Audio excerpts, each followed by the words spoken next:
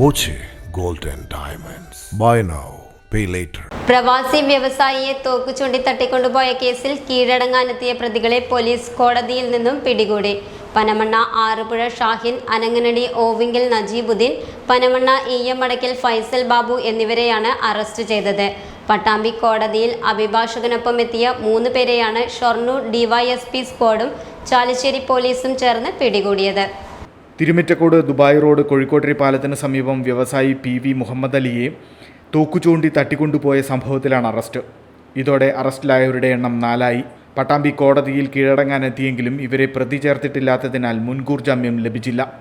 കോടതിയിൽ നിന്നിറങ്ങുമ്പോഴാണ് 3 പേരെയും പോലീസ് പിടികൂടിയത്. മഫ്തിയിലായിരുന്നു പോലീസ് എത്തിയത്. പിടികൂടി 3 പേരെയും തിരിച്ചറിയൽ പരേഡിന് ഹാജരാക്കേണ്ടതിനാൽ പോലീസ് ദൃശ്യങ്ങൾ പുറത്തുവിട്ടിട്ടില്ല. ഒറ്റപ്പാലത്തെ അഭിഭാഷകൻ മുഖേനയാണ് 3 പേരും അപേക്ഷയുമായി കോടതിയിലെത്തിയത്. ചാലിശ്ശേരി പോലീസ് രജിസ്റ്റർ ചെയ്ത കേസ് ഷൊർണൂർ ഡിവൈഎസ്പിയുടെ നേതൃത്വത്തിലുള്ള സംഘമാണ് അന്വേഷിക്കുന്നത്.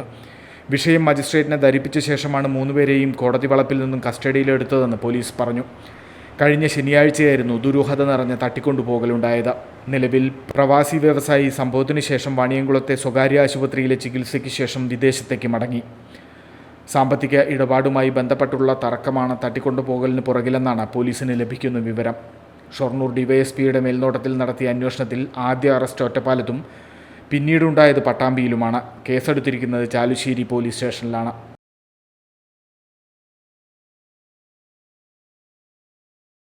Time kids pre school, Mannannur road, Vaniyamkulam. .View news. കാഴ്ചകളാണ് ലോകം, കണ്ടു തുടങ്ങുക.